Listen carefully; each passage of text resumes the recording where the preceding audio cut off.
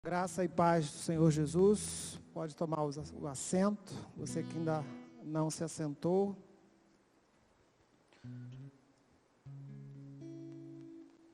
Como está o teu coração nessa noite?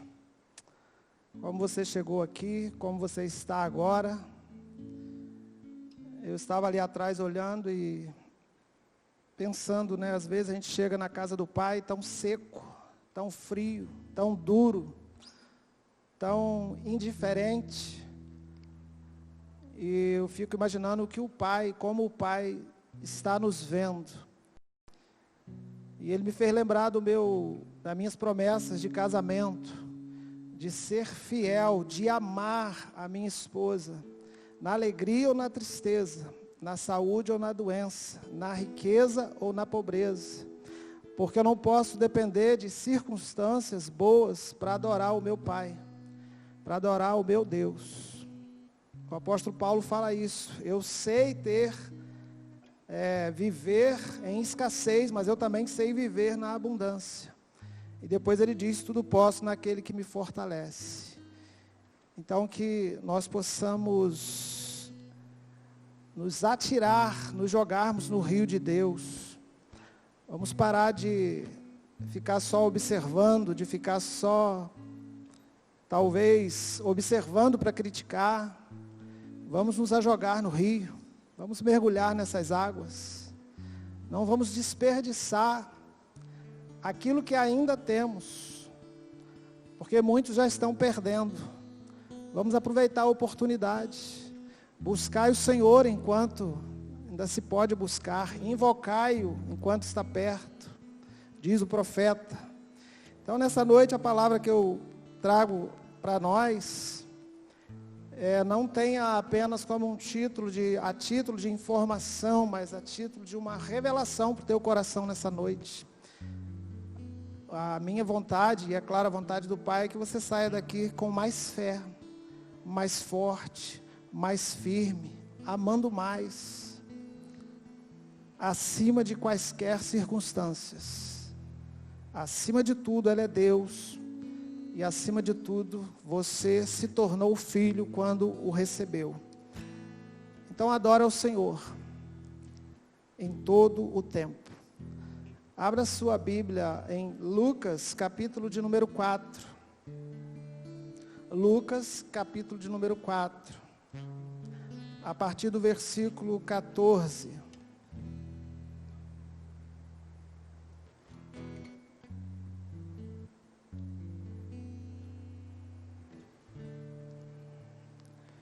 Nós cantamos, vim para adorar-te, vim para prostrar-me, vim para dizer que tu és Deus. Então, entrou um mosquito na minha boca. E vai morrer aqui em nome de Jesus. Se mexer aqui dentro, vai dar problema. Obrigado, minha irmã.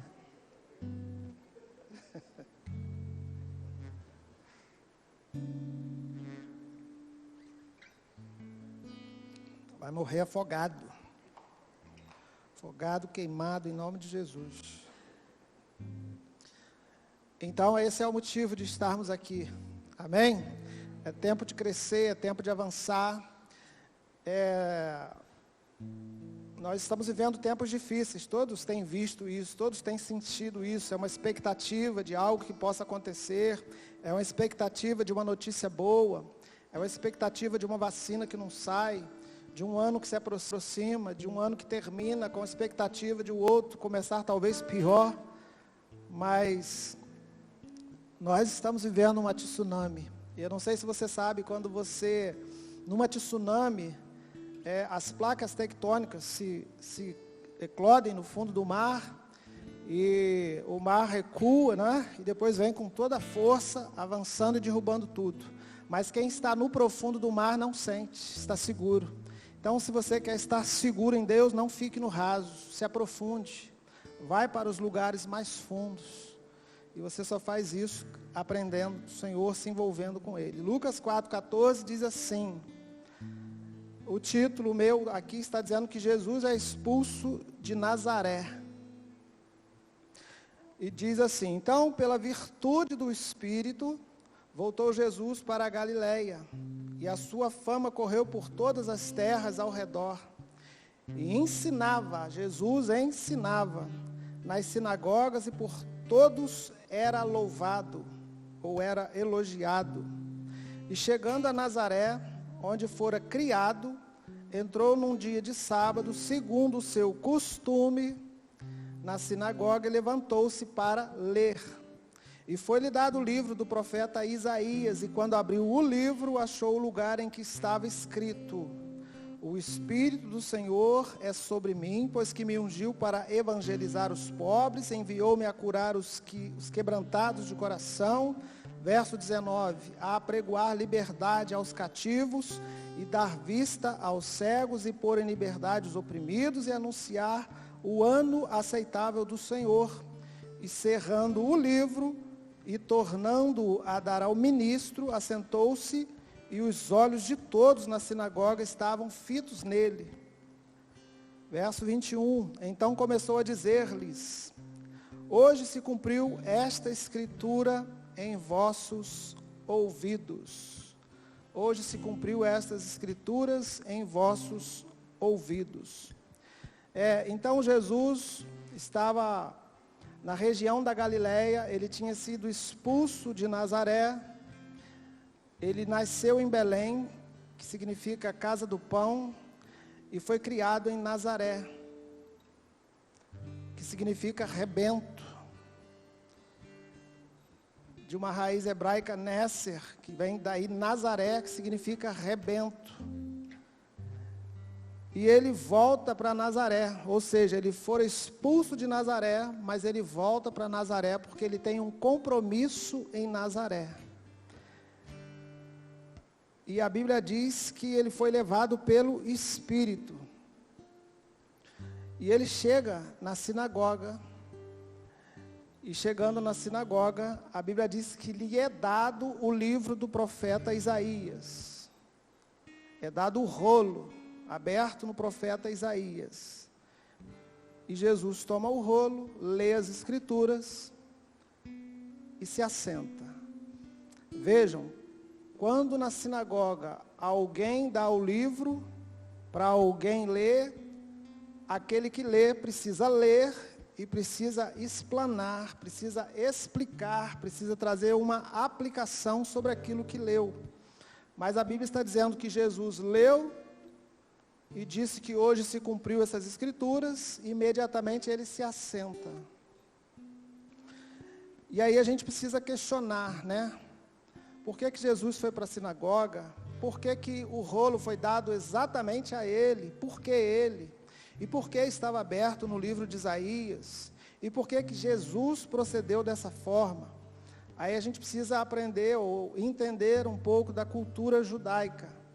Se nós voltarmos no tempo, cerca de 586 a.C., quando foi levada a última turma dos cativeiros para a Babilônia, o povo de Judá foi levado para a Babilônia, e a primeira leva aconteceu em 605 a.C., a segunda leva aconteceu em 597, e a última leva em 586 a.C. E estando no cativeiro babilônico, as escrituras não é como nós a temos hoje, cada um tem a sua, tem em todo lugar, consegue onde quiser, tem de todo tipo, tem para jovem, tem para idoso, tem letra grande, tem letra pequena, tem letra normal, tem sem letra, braille, enfim, tinha só um rolo, era pouco que eles tinham no cativeiro. Estando no cativeiro, eles não tinham a liberdade de ler publicamente as escrituras, e muitos nem de ter as escrituras, porque era um para muitos. E o que eles fizeram? Eles dividiram esse rolo em pequenas porções, e essas pequenas porções foram divididas por famílias, e cada família decorava aquele trecho que lhe fora dado. E isso virou um costume para eles, e eles começaram a praticar isso, e funcionou, porque 70 anos depois eles voltaram para a Babilônia. Tendo voltado para a Babilônia, Esdras e Neemias encontram o rolo enterrado, mas cada um já tinha dentro de si uma porção das Escrituras, e mesmo tendo encontrado o rolo, cada um guardou para si a porção das Escrituras. O nome dessa porção é Parashá. Parashá em hebraico significa porção semanal. Toda semana, no sábado, eles se reuniam para lerem a Parashá. Cada semana, uma família era responsável para ler a sua Parashá.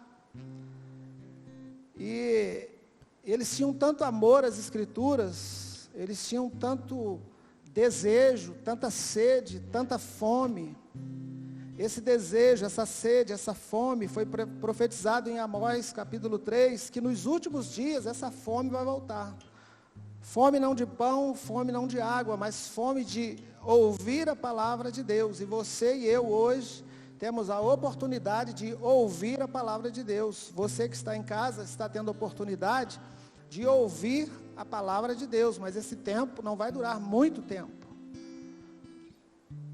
Por isso, o salmista diz: guardei a tua palavra no meu coração. Eu guardei a Parashá no meu coração para não pecar contra ti. Então eles festejam quando encontram o rolo. E lá em Neemias capítulo 8, eu vou ler aqui só para a gente ter uma noção. Neemias capítulo 8, a partir do verso 1, diz assim: e chegado o 7º mês, e estando os filhos de Israel nas suas cidades, eles já estavam alojados, já estava tudo certinho, os muros já estavam prontos. Todo o povo se juntou como um só homem na praça, diante da porta das águas, e disseram a Esdras, o escriba, que trouxesse o livro da lei de Moisés. Ou seja, pelo amor de Deus, Neemias, traz o livro, Esdras, traz o livro. Queremos ouvir a palavra do Senhor. E Esdras, o sacerdote, trouxe a lei perante a congregação, assim de homens como de mulheres, e de todos os entendidos, para ouvirem no primeiro dia do 7º mês. E leu nela diante da praça que está diante da porta das águas, desde a alva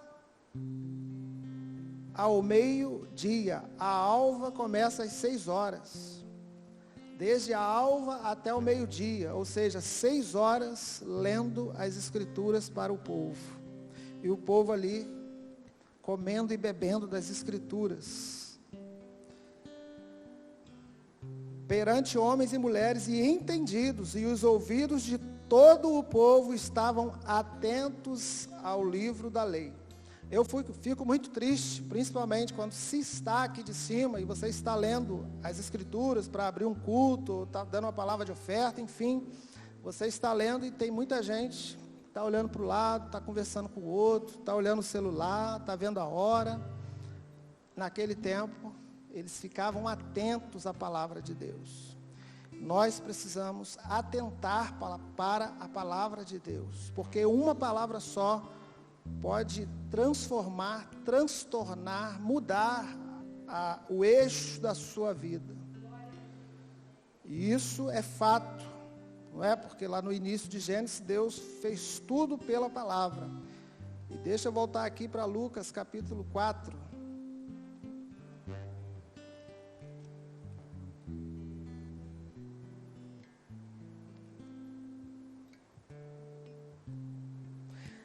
Tendo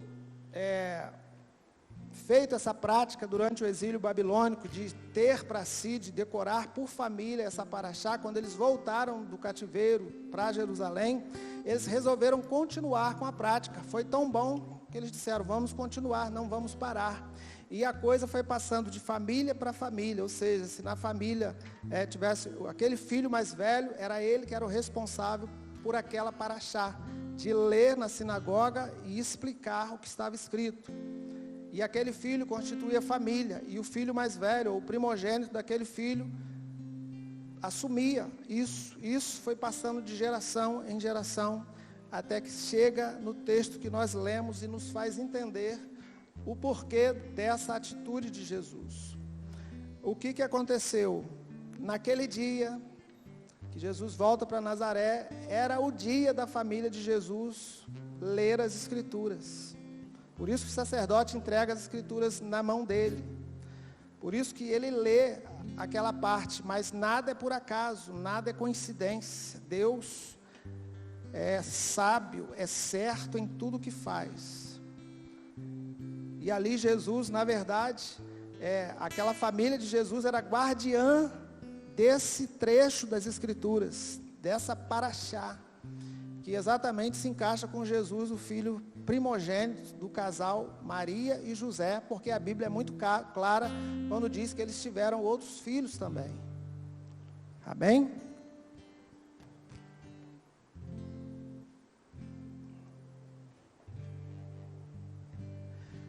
E Jesus toma as Escrituras, Jesus não explica o que lê, Jesus simplesmente lê. Porque o que ele está lendo se auto-explica, quando ele se assenta e diz que hoje se cumpriram as Escrituras. Ou seja, esse de quem eles estão falando, ou as Escrituras, ou o profeta está falando, sou eu. E como que se confirma que é ele? Verso 20. E cerrando o livro, ou seja, fechando o rolo, tornando-o a dar ao ministro, que era o responsável, assentou-se. Quando a gente lê assentou-se, a gente precisa se aprofundar nesse assentou-se, porque era costume daquela época, na sinagoga, do lado do altar, ter uma cadeira de destaque, uma cadeira específica, não era uma cadeira comum, era uma cadeira intocável, ninguém podia sentar naquela cadeira, talvez limpar a cadeira, manter a cadeira bonita, era tipo um trono que destacava. E essa cadeira, esse trono tinha um nome. Era a cadeira de Moisés. Eles chamavam a cadeira de Moisés, porque Moisés é o símbolo do maior libertador do Antigo Testamento. Libertou, foi usado por Deus para libertar o povo do Egito. Essa cadeira tinha esse nome, o símbolo do libertador, mas Israel esperava o Messias. Na verdade, espera até hoje, porque ele já veio, mas eles não o receberam. Quando Jesus se assenta nessa cadeira, ele está dizendo, eu sou o Messias. Essa cadeira me pertence. No texto vai dizer que todos se maravilharam, ficaram estupefatos, boquiabertos. A cadeira que era intocável agora, que esperava o Messias, que simbolizava alguém que libertou um povo, agora se assenta aqueles que eles esperavam e que veio libertar toda a humanidade. E aqui no versículo, aí ele vai falar, não é? Foi-lhe dado o livro, abriu o livro, leu o que estava ali no livro, que está falando sobre ele mesmo, ele fechou o livro, ele se assentou no verso 20, e os olhos de todos na sinagoga estavam fitos nele, tipo, uau, o que é isso? É proibido sentar, mas quem leu sobre si mesmo e disse, hoje se cumpriram as Escrituras em vossos ouvidos. 22, e todos lhe davam testemunho e se maravilhavam das palavras de graça que saíam da sua boca. E diziam, não é este o filho de José? Ora, como é que o filho do carpinteiro pode se dizer que é o Messias? E ele lhes disse, sem dúvida, me direis este provérbio, médico, cura-te a ti mesmo, faze também aqui na tua pátria tudo o que ouvimos ter sido feito em Cafarnaum. E disse, em verdade vos digo que nenhum profeta é bem recebido na sua pátria. Em verdade vos digo que muitas viúvas existiam em Israel nos dias de Elias, quando o céu se cerrou por 3 anos e 6 meses, de sorte que em toda a terra houve grande fome, e a nenhuma delas foi enviado Elias, senão a Serepta de Sidom, a uma mulher viúva. E muitos leprosos havia em Israel no tempo do profeta Eliseu, e nenhum deles foi purificado, senão Naamã. Olha o versículo 28. E todos na sinagoga, ouvindo estas coisas, vejam, primeiro eles ficam maravilhados. Agora no versículo 28 eles se enchem de ira, porque a verdade dói. A verdade dói. E doeu no ouvido deles, porque o profeta rejeitado na sua própria terra, ele foi desprezado em Nazaré. E levantando-se, o expulsaram da cidade. Aqueles que admiravam agora o estão expulsando. E o levaram até o cume do monte, em que a cidade deles estava edificada, para dali o precipitarem. Ele, porém, passando pelo meio deles, agora, qual a explicação para isso? Jesus está no meio da multidão e consegue passar entre eles e não ser visto. O meu Deus pode ficar invisível. Não é só no filme, os filmes. Ele consegue não ser visto. Mas quando ele se mostra para ser visto, as pessoas não querem vê-lo. Ele, porém, passando pelo meio deles, retirou-se e desceu a Cafarnaum, cidade da Galileia, e os ensinava nos sábados. Ou seja, ele foi desprezado naquele lugar, ele foi levado para ser morto, ele volta por entre eles mesmos, continua sua jornada, continua ensinando, continua mostrando quem é, mostrando sinais, prodígios, maravilhas, continua fazendo aquilo que ele veio fazer. E nós estamos falando mais de 2000, isso aqui aconteceu há mais de 2000 anos atrás, e nos dias de hoje, isso infelizmente também acontece. Quantas vezes Jesus se mostra, quantas vezes ele se mostrou para você, quantas vezes ele te deu sinais, quantas vezes ele te livrou, quantas vezes ele te sustentou ou te sustenta todos os dias, quantas vezes ele te guardou, te livrou, quantas vezes ele diz que te ama. Mas a gente, num momento, crê, se alegra, se emociona, festeja, mas uma circunstância qualquer vem e nós esquecemos disso, nós nos entristecemos, nós endurecemos o coração, nós nos fechamos como uma ostra,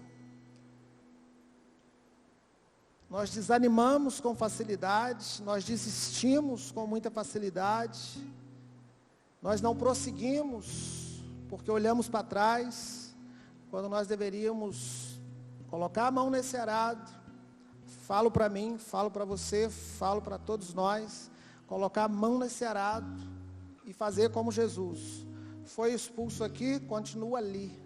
Foi rejeitado aqui, mas é amado lá. Então não coloque tudo, uma coisa, não coloque algo pequeno, não deixe que coisas pequenas tire toda a grandeza que Deus tem e é para a sua vida. Não deixe que a tristeza, não deixe que a falta atrapalhe o seu relacionamento com Deus. Mais do que buscar Ele pelas coisas, ou até pela presença, ou até pelo poder, busque por Ele mesmo, pela pessoa dEle. Não dependa de ferramentas físicas e espirituais para amar a Deus, para ter um relacionamento com Ele. Esses dias, eu buscando a Deus, na busca que a gente precisa fazer, né? É um esforço, é uma luta. Nós precisamos decidir, enfrentar, e quando queremos uma coisa, nós temos que vencer o desânimo, nós temos que renunciar, como foi pregado domingo. Não é fácil para ninguém. Não é fácil para alguém que quer emagrecer, ter que levantar cedo para andar, correr, renunciar a certas comidas. Não é fácil para alguém que quer buscar a Deus, ter que renunciar às coisas da carne, alguns prazeres que a Bíblia condena, para se envolver mais com o reino. Não é fácil. E buscando ao Espírito Santo, numa dessas madrugadas, depois eu questionei ao Espírito Santo algumas coisas, porque eu não sinto nada, eu não vejo assim o sobrenatural, aquelas coisas que a gente quer, né? E depois ele me... É sempre assim, né? A gente sempre perde no argumento para ele. E a palavra que veio a mim é: não me busque por causa do poder, nem por causa da minha presença. Busque por causa de mim. Por causa de mim mesmo. Independente se sentir, de ver, de arrepiar e coisa e tal, continua buscando. Não significa que ele não está contigo, porque ele disse que estaria. Eis que estou convosco todos os dias. Mas a gente só acha que está se sentir alguma coisa. Só acha que está se ouvir alguma coisa. Só acha que está se arrepiar o couro, a pele, o cabelo. Mas ele está. E porque não sente, desanima. E porque desanima, desiste. Porque desiste, não experimenta. E porque não experimenta, para. E porque para, fica para trás. E porque fica para trás, não avança. Porque não avança, nunca vai chegar. Porque só chega quem permanece. Porque a gente quer ser intenso, mas não quer ser persistente. A gente tem que ser as duas coisas: intenso e persistente. Intenso e persistente. Quantas vezes a gente adora com tanta intensidade, mas aquilo não tem constância. Foi só um dia, foi só um evento, foi só naquele culto que massageou o meu ego, que a minha emoção aflorou, e que eu falei: o culto foi bom porque teve seu ego massageado, não é? Talvez alguém foi curado, mas você não sentiu nada, então não foi bom. Só é bom quando meu umbigo, minhas coisas, o meu prazer, meu sentimento. Alegrai-vos com os que se alegram, chorai com os que choram. Então essa é a igreja que nós precisamos ser. A igreja que ama o Senhor acima de todas as coisas. A igreja que adora com firmeza. A igreja que dá atenção à palavra. A igreja que se submete à autoridade daquele que tem todo o poder nos céus e na terra. E algumas vezes ele se manifesta. Eu ouvi a história de que na ceia haviam 4 cálices. Desses 4 cálices, um era intocável também. Os 3 primeiros, um era de Abraão, de Isaac e de Jacó. Quando eles ceiavam, um se levantava e dizia: esse 4º cálice é do Messias que nós esperamos. Mas naquele dia que Jesus inaugura a ceia, eles tomam os 3 cálices. Jesus vai e toma o 4º cálice, que ninguém podia tomar. E a Bíblia diz assim: quando ele tomou o cálice, disse: esse... Aí aquele que se levantava para dizer: esperamos o Messias, ele olhou para trás e viu o Messias com o cálice nas mãos. E esse mesmo Messias está nos dias de hoje. Ele se apresenta na pessoa do Espírito Santo, porque na verdade ele veio preparar, João Batista veio preparar o caminho para Jesus. Jesus veio preparar o caminho para o Espírito Santo. Em Atos capítulo 2 diz que o Espírito Santo já veio. E às vezes a gente parece que está esperando ele até hoje, mas ele já está aí há muito tempo. Nós é que precisamos abrir os olhos, abrir o coração, abrir a vida, porque ele quer se manifestar nesses dias. E ele está preparando a igreja para essa grande manifestação. E tem gente sedento por isso. Tem gente que vai desfrutar disso. Tem gente que vai se manifestar de uma forma poderosa. Se tem 3 pessoas aqui que querem, uma sou eu. Opa, tem mais uns 5. Glória a Deus. Tem gente que tem medo, né? Mas não tenha medo. mergulhe no rio de Deus, caia nos braços de Jesus, entregue o seu caminho ao Senhor, confia nele e o mais, Ele fará. E fará resplandecer a tua justiça como o meio-dia. Porque quando se cumpre a justiça, as coisas acontecem. Quando Jesus morreu na cruz, se cumpriu a justiça. Nós fomos justificados. E porque fomos justificados, hoje nós somos salvos. E é o Espírito que convence o homem do pecado, da justiça e do juízo. E esse Espírito é muito sensível. Ele é sensível demais. O Espírito Santo é a sensibilidade do Pai. A Bíblia diz em Gênesis que ele se movia sobre as trevas, né? Havia trevas, a Bíblia diz, sobre a face do abismo, e o Espírito Santo se movia no escuro, escondido ali, mas se movendo. Eu penso que o véu era para encobrir a intimidade de Deus, que é o Espírito Santo. Mas quando o véu se abre, só quem tem intimidade com Ele pode se achegar a essa intimidade. O Espírito Santo já veio. Ele está em nosso meio. E Ele está falando com você nessa noite. Ele está dizendo: eu que cuido de você. Jesus um dia perguntou para os discípulos: porventura lhes faltou alguma coisa? Como nós não temos muito argumento para as perguntas, porque Deus ele trabalha para arrancar de nós respostas. Ele sempre pergunta para saber, para a gente pensar, e Ele pergunta: porventura lhes faltou alguma coisa? Eles disseram: nada. A Bíblia diz: nada disseram eles. Porventura está te faltando alguma coisa? Buscai em primeiro o reino de Deus e a sua justiça, e estas coisas lhes serão acrescentadas. Amém, queridos? Vamos ficar de pé?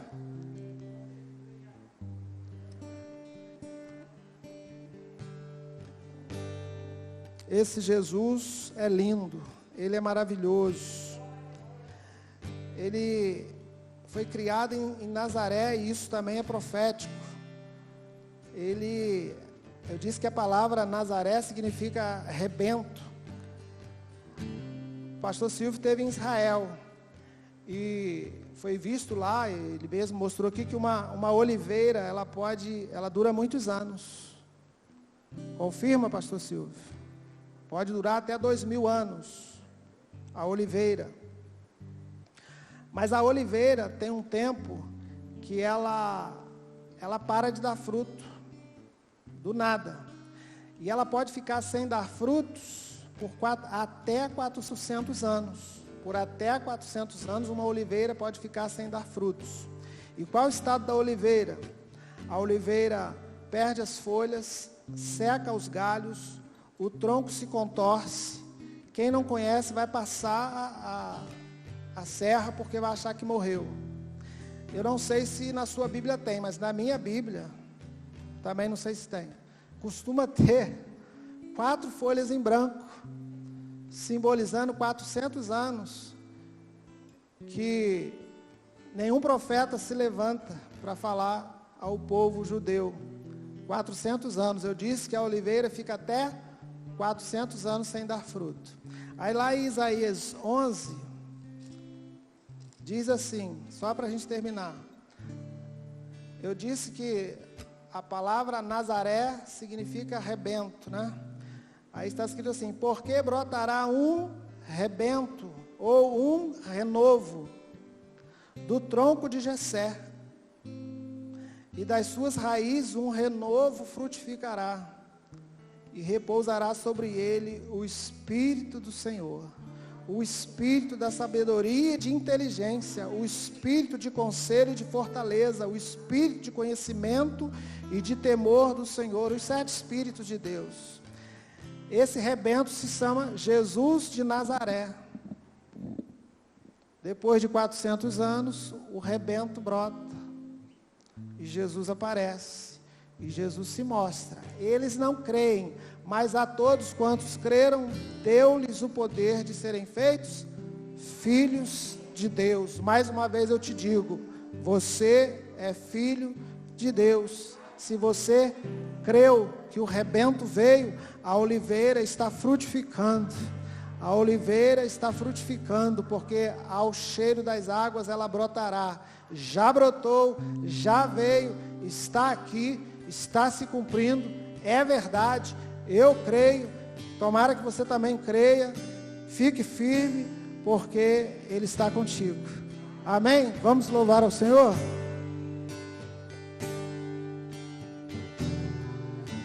Glória ao teu nome, Jesus. Obrigado, Senhor. Espírito, em verdade te adoramos, te adoramos, Espírito, e em verdade adore ao Senhor. te adoramos, te adoramos, Acima de tudo, acima de todos. Rei dos Tu és Rei, Tu és e Senhor. Senhor, te entregamos nosso Se você não se entregou, se entregue hoje. Aqui, aí na sua casa. Rei dos reis e Senhor, te entregamos nosso viver pra te adorar, ó Rei dos reis.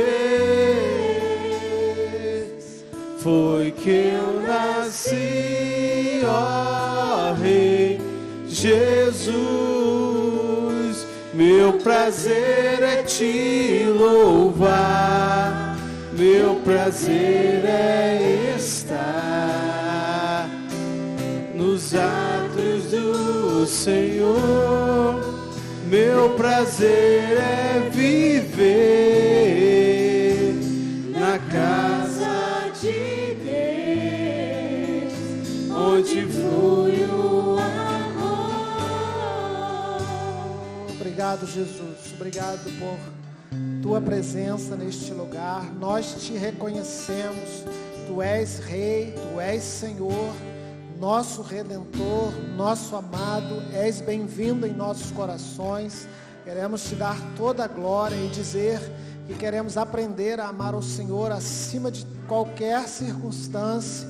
Nós queremos ser fiéis a Ti, ó Deus, até aquele dia que o Senhor nos levar para Ti mesmo. Muito obrigado.